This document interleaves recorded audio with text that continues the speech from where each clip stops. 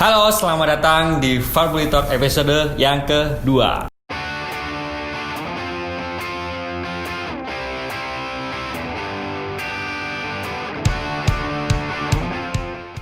Oke, pada episode kedua ini kita akan bersama dengan partner kerja saya, terutama sama-sama kerja di Valburi. Mungkin kita akan perkenalan dulu. Perkenalkan, nama saya Hendra Irawan dan sebelah saya ada Aldila. Ya, Aldila. Sudah itu aja, jangan kasih nama lengkap. Sukar-dukarnya lengkapnya di situ ada, jangan. Oke teman-teman, jadi pada episode yang kedua ini kita akan membahas tentang komoditas. Halo A. Hai Say. Kok canggung banget sih kita. Ya nggak canggung sih, karena ini terlalu kita baru di shoot gitu baru di loh shoot ya. Karena Jadi, di shoot. Jadi santai aja ya kita bahasnya ya. Kita harus santai kan. Jadi emang kita di sini santai, kita akan bahas trading ya. Iya. Trading emas, oil dan perak sih, terutama komoditas gitu. Ini harus trending nggak Say? Ya harus trending kita, harus trending melebihin Raffi Ahmad. Iya. Ya Raffi Ahmad di atas kita. Satu Say. Iya siap gitu. Raffi Ahmad di atas, kita di atasnya lagi. Mentok. Oke, lanjut ke topik.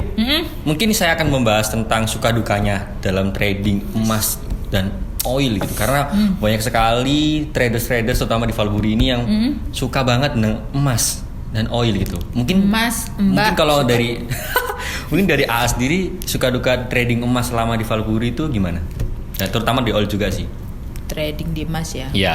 Nahan sih. Dukanya di situ. Sukanya ya emas tuh bisa dilihat harganya pasti ya, enak gitu loh, per poinnya tuh bisa kita baca. Orang basic trading tuh enak kalau belajar emas. Satu poinnya tuh bacanya enak. Contoh aja 1980 naik ke 981, berarti satu poin tuh enak. Oh iya. Sukanya di situ ya.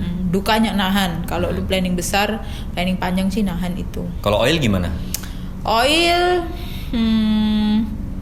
suka dukanya di oil gitu. Sukanya di oil pergerakannya nggak seaktif emas ya. Kalau emas kan lu tahu sendiri di semua pasar dia gila kan. Apalagi kalau udah situasi politik. Betul. Gua rasa luar biasa sih. Kalau oil ya. Kalau dukanya oil gimana tuh? Dukanya oil pergerakannya lambat. Lambat ya. Buat kita sebagai orang ini transaksi seret saya. Seret ya. Ember. Menurut lu nih, dari emas sama oil, menurut lu sendiri yang paling enak buat lu apa? Kalau menurut gue yang paling enak oil. Karena mungkin ya meskipun kontraknya agak besar, tapi volatilitasnya tuh kecil dan memang nggak bikin deg-deger ya. Nggak bikin deg-deger. Katakan sekarang harga 53, itu 53, turun lagi 52, besok mungkin 54, turun lagi 53. Jadi naik turunnya itu emang kelihatan. Dan memang berita untuk oil sendiri pun nggak sekenceng di emas gitu. Emas ada Twitter aja udah kena. Emas ada berita pengangguran aja udah kena. Betul. Jadi kalau di oil ini sebenarnya dia hanya pengaruh ke sektor industri aja. Kalau menurut gue gitu Jadi emang lebih enak di oil. Cuman memang kontraknya nggak besar. Terus juga ada nanti ada kontrak juga kan ya nggak sih. Nah itu tuh yang memang selama ini jadi momok semakin besar. Kontraknya juga semakin orang juga harus gede kan dananya gitu. Kalau minyak sendiri mungkin gimana pergerakan sekarang di tahun 2021 ataupun akhir tahun 2020 itu? Gua kemarin dengerin seminar ya yang di Valburi Bandung. Dia sempat bilang minyak sekarang itu tradingnya lebih ke fundamental. Jadi kalau minyak, jadi kan kalau minyak itu kan ada news di mana dia keluar setiap hari Rabu atau hari Kamis. Nah mungkin minyak itu lebih pengaruhnya pada stok Amerika aja sih, sama negara-negara produsen kayak OPEC, kayak mana Brasil, terus kayak Arab, terus kayak Rusia, begitu sih. Apalagi kan minyak ada dua. Iya ada dua ya. Brent sama BTI.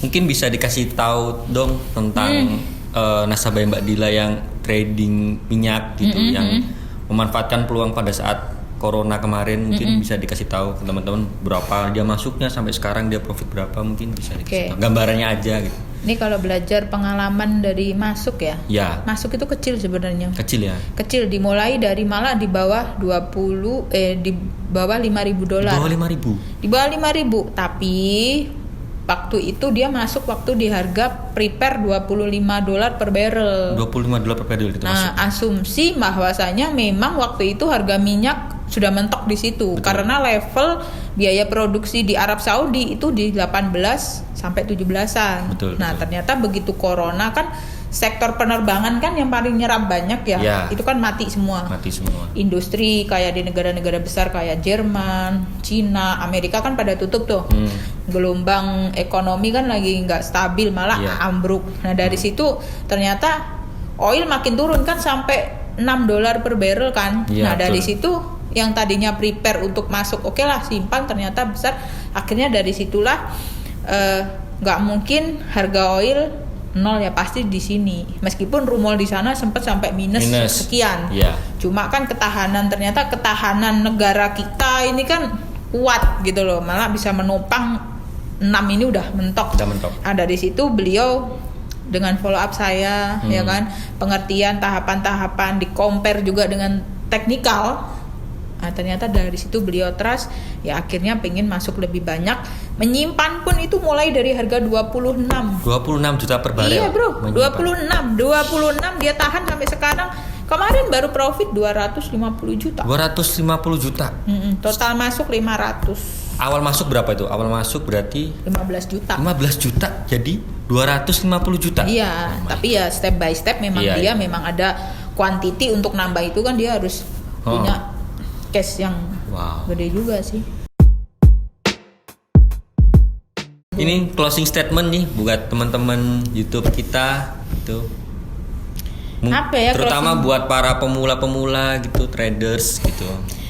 Pesen ya buat para pemula sih sekarang untuk investasi itu nggak serem yang dibayangkan ya. Iya.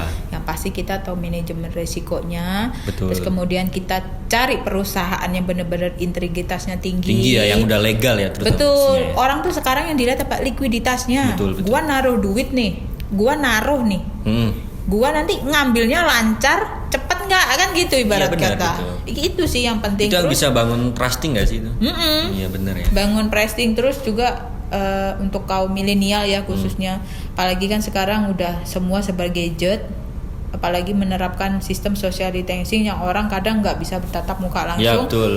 Lu pengen cari cuan ya lu harus punya terobosan baru. Betul. Lu belajar kan, pemerintah sekarang ada program nabung saham ya. Betul. Lu Nabung ya kan? Ini salah satu platformnya kita kan gitu. Di Valburi, apalagi kalau pas ada promo tuh di Valburi, lu bisa masuk di bawah 50 juta. Oh my god. Jadi emang Enak. itu banyak juga ya yang ditawarkan Valburi. Oke, itu aja aja sih. cukup. Iya Oke. sih, itu aja. Mungkin terima kasih buat teman-teman yang sudah menonton video ini. Gue seneng loh udah diundang di sini ya kan. Siap. Jadi mungkin kita ada next episode lagi ya. Kita akan bahas apa nih? Ini hilangnya pendaki di Gunung Lawu saya. Boleh saya. Atau enggak misteri Sriwijaya Air. Boleh ya? Duh, saya ngeri loh.